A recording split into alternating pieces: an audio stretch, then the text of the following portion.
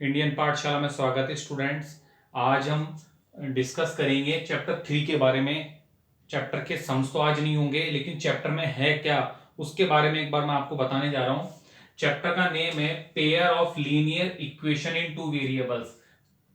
इसमें आपके पास two equations होगी और वो जो इक्वेशन होगी टू वेरिएबल्स में होगी, एक्स और वाई में होगी जनरली, और उनको सॉल्व करने के लिए क्या क्या मेथड आएंगे वो इस चैप्टर में डिस्कस करेंगे। उसके अलावा representation of equation algebraically. Algebraical का मतलब हो गया यहां पर आपके पास वर्ड प्रॉब्लम्स आएगी और वर्ड प्रॉब्लम्स को हम लोग सॉल्व करके इक्वेशन बनाएंगे।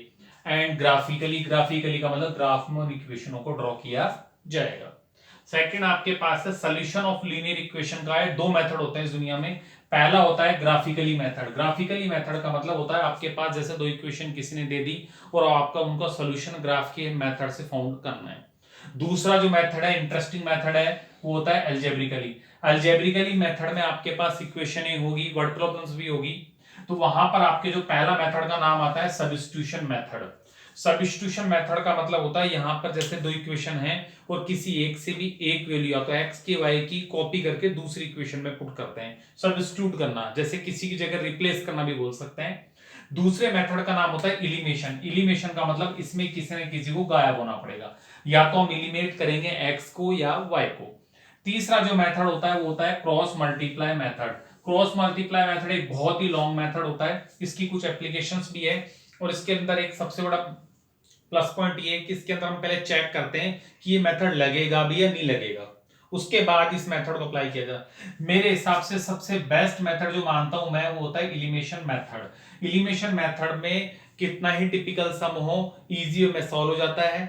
नॉर्मल सम, इजी सम के लिए सब्स्टिट्यूशन मेथड ही बेस्ट होता है और इलिमिनेशन हर सम को सॉल्व कर देता है और टाइम की बचत होती है। क्रॉस मल्टीप्लाई तो अपने आप में सबसे बड़ा मेथड माना जाता है, ये तो बोले या क्वेश्चन में इसकी डिमांड हो तभी हमें लगाना चाहिए।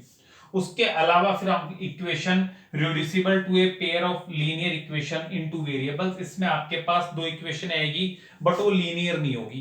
पहले हम उनको कन्वर्ट करेंगे लीनियर इक्वेशन में और उसके बाद इन तीनों में से कोई सा भी एक मेथड लगा के सॉल्व कर देंगे। जनरली तो हम इन दोनों मेथड के पास ही रहेंगे, इन दोनों में से जो सुटेबल लगेगा इक्वेशन को देख करके वही मेथड हम लगा देंगे। क्वेश्चन में बोला जाए तो फिर स्टूडेंट्स को वही मेथड लगाना पड़ता है, लेकिन फिर भी ज्यादा फोकस हमारा एलिमिनेशन पे ही रहेगा।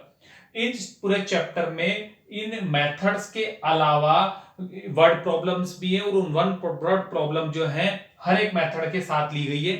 उन वर्ड प्रॉब्लम्स के बारे में भी एक बार बता दूं आपको, जैसे न्यूमरेटर डिनोमिनेटर की वर्ड प्रॉब्लम हो गई, एज वाली वर्ड प्रॉब्लम हो गई, टू डिजिट्स वाली हो गई, और आपके पास टेक किराए की हो गई, जैसे रेंट वाली हो गई। इस तरह की वर्ड प्रॉब्लम्स हैं और ये पूरा का पूरा चैप्टर जो है एक इजी चैप्टर में है, लेकिन चैप्टर की लेंथ बहुत ज्यादा है। इसमें आपको बहुत सारे सम्स मिलेंगे और ग्राफ के बारे में भी सीखने को मिलेगा। सबसे बढ़िया रहेगा इस चैप्टर को सॉल्व करने का मेथड है कि सबसे पहले स्टूडेंट्स को इक्वेशन सॉल्व करना आना चाहिए। इक्वेशन सॉल्व करने का बेनिफिट क्या होता है, वो ग्राफिकल मेथड को भी अच्छे से समझ लेता है। कि वहां पर मैं एक आपको टिप्स दूंगा जिससे कि कितनी ही टिपिकल, कितनी हैवी इक्वेशन आए, आप उस इक्वेशन को बहुत इजी फॉर्म में सॉल्व कर सकते हैं। अच्छा, इसके अलावा चैप्टर जो है इसमें ग्राफिकली के अंदर भी वर्ड प्रॉब्लम्स हैं कि पहले आप उनकी इक्वेशन बनाएं, फिर इक्वेशन बनाने के बाद चेक करें, चेक करने के बाद फिर उनको सॉल्व करें। तो उसके भी मैं कुछ ऐसे स्टेप्स बताऊंगा जिससे कि चैप्टर आपके लिए लंबा तो हो लेकिन इजी फॉर्म में कन्वर्ट हो जाए।